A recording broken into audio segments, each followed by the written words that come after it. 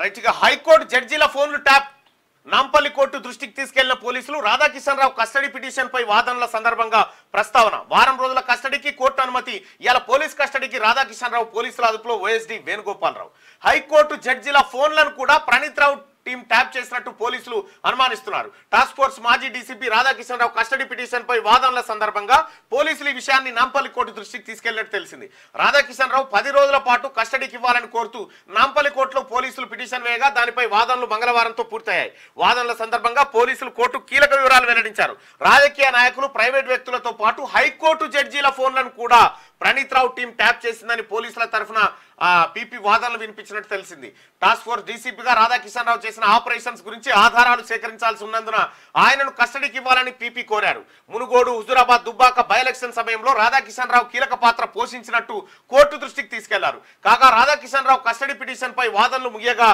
Court బుధవారం తీర్పునిచ్చింది ఆయనను వారం రోజుల పాటు పోలీస్ కస్టడీకి అప్పగించింది దీంతో బుధవారం ఉదయం చెంచల్గూడ జైలు నుంచి రాధాకిషన్ రావును పోలీసులు తమ కస్టడీలోకి తీసుకోపోతా ఉన్నారట అయితే ఆఖరికి హైకోర్టు జడ్జీల ఫోన్లు కూడా ట్యాప్ చేసిరట చూడరు ఇక కథ ఎట్లదో ఇక ఇంతకు మించిన ఇది నాకు తెలిసి ఈ భూ ప్రపంచంలో అతిపెద్ద స్కామ్ ఇది అతిపెద్ద మోసం అతిపెద్ద కుట్ర ఇది దేశద్రోహం రాజ్యాంగ ద్రోహం అంత పెద్ద కుట్రకు కేసీఆర్ కుటుంబం తెరలేపింది కేసీఆర్ కుటుంబం కేసీఆర్ ఫ్యామిలీ 100% ఇందులో ఇన్వాల్వ్ అయింది రాధాకిషన్ రావు నాంపల్లి కోర్టు దృష్టికి పోలీసులు తీసుకుపోయిన అంశం హైకోర్టు జడ్జీల ఫోన్లు కూడా ట్యాప్ చేసిరు అని ఏంది చూడరుగా అంటే కోర్టులో ఉన్నటువంటి జడ్జిలను కూడా ఫోన్లు ట్యాప్ చేసి బెదిరించి ఏం చేయాలనుకున్నాడు కేసీఆర్ అనేది మీరే ఆలోచన చేయరి ఇక్కడ ఉన్నటువంటి అధికారులను బెదిరించే ఇక్కడ ఉన్నటువంటి విపక్ష పార్టీలను బెదిరించే మీడియాను కంట్రోల్ చేసి ఆఖరికి జడ్జీలను కూడా గౌరవ హైకోర్టు తెలంగాణ హైకోర్టుకు దీని మీద సుమోటో కేసు నమోదు చేయండి విచారణకు ఆదేశించండి దయచేసి మీరు ఒకసారి ఆలోచన చేయాలి ఎందుకంటే న్యాయమూర్తులారా మీ ఫోన్లకే భద్రత లేకపోతే మా ప్రజలకు మీ న్యాయస్థానాల ద్వారా భద్రత ఎట్లా దొరుకుతుందని మాకు ఎట్లా నమ్ముతాం మేము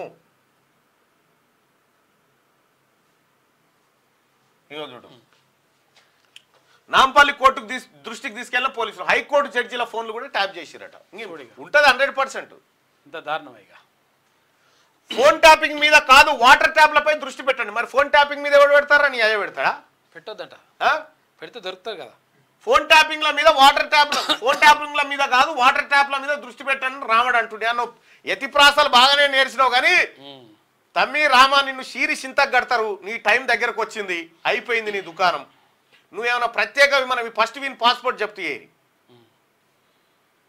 ప్రాజెక్టులో నీళ్లున్నా కావాలనే ఈ ప్రభుత్వం ఇస్తలేదు పాస్పోర్టుల్లో నీళ్ళు ఏది మొత్తం ప్రాజెక్టులో నీళ్లున్నాయి అంటున్నావు కదా ఓ పని చేయి కాళేశ్వరం మేడిగడ్డ కాడికి మేడిగడ్డ కాడికి పోయి అంగిలాగి ఇప్పి అందులో ఒకటి ఇట్లా దుంకు ఈత కొట్టు నీళ్లుంటే బతుకుతావు లేకపోతే వీక్తావు అంతే ఇంకేంది గుండు బిల్లు తలుగుతాయి నీళ్ళు లేకపోతే గుండు బిల్లు తలుగుతాయి అలా దుంకు ఇట్లా ఎట్లయినా స్విమ్మింగ్ వస్తుందిగా వస్తుంది నీళ్లుంటేనే బతుకుతావు లేకపోతే వీక్తావు ఏదో ఒకటి చెయ్యి ఏ ప్రాజెక్టో చెప్పాలా దుంకుదు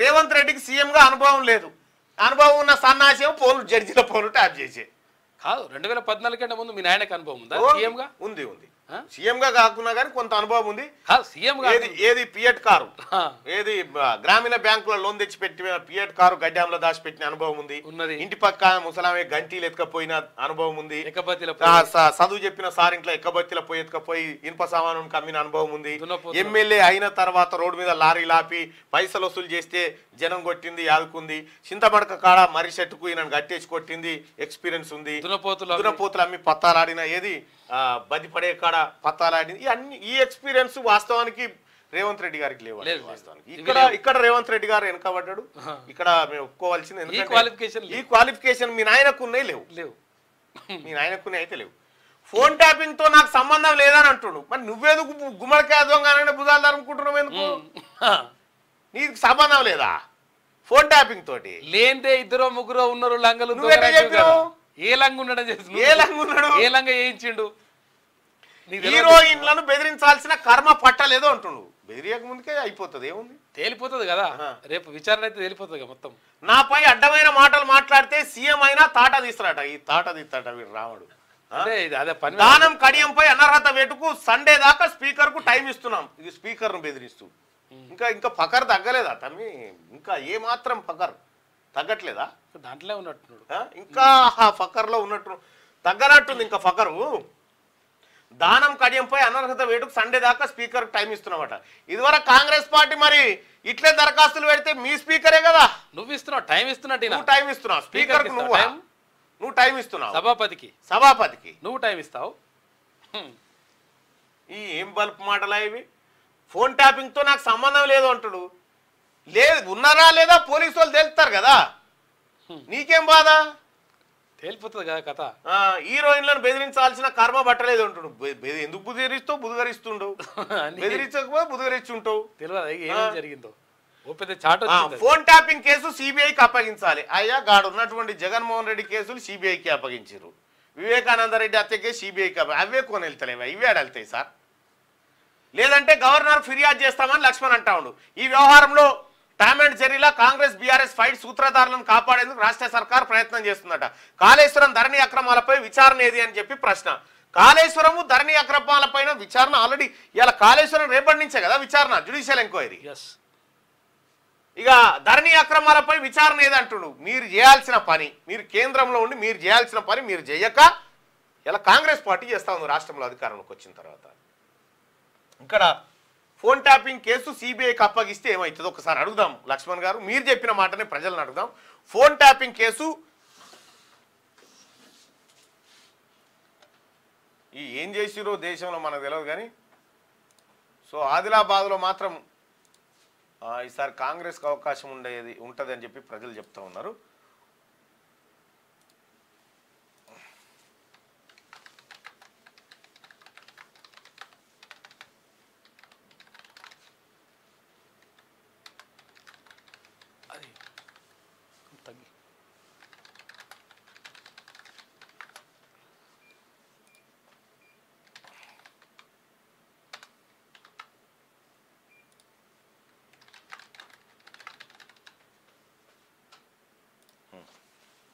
రాష్ట్ర ప్రభుత్వం చేస్తే బెటరా ఫోన్ ట్యాపింగ్ వ్యవహారంలో విచారణ, లేకపోతే కేంద్ర ప్రభుత్వం చేస్తే బెటరా అనేది ఒకసారి మీ అభిప్రాయాన్ని తెలియజేయండి. ఫోన్ ట్యాపింగ్ కేసును ఎవరు విచారిస్తే న్యాయం జరుగుతుంది? సిబిఐయా రాష్ట్ర ప్రభుత్వమా?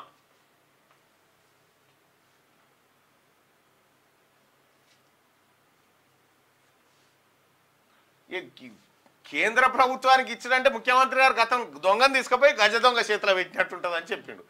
ఈ కేంద్రానికి ఇస్తే కథం చేస్తారు, అది దుకాణమే బంద్ అయిపోతుంది.